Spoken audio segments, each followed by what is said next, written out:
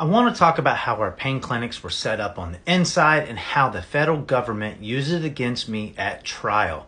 So Jacksonville Pain was really small. So when you first came in, the waiting room was to the right, triage little thing was to the left, a couple of doctor's offices with a pharmacy in the back.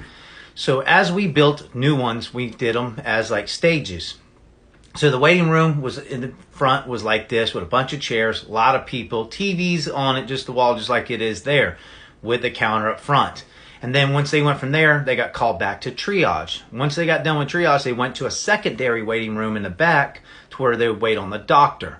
That waiting room was probably about half the size. It had TVs, vending machines in it too, everything else.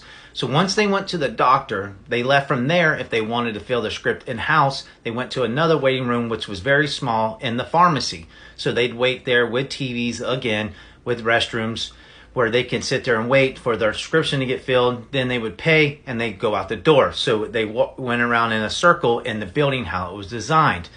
So when we went to trial, they talked about it as like herding cattle, how they were putting cattle through chutes and working their way out to, one end, come in and go out the other end is how they did it.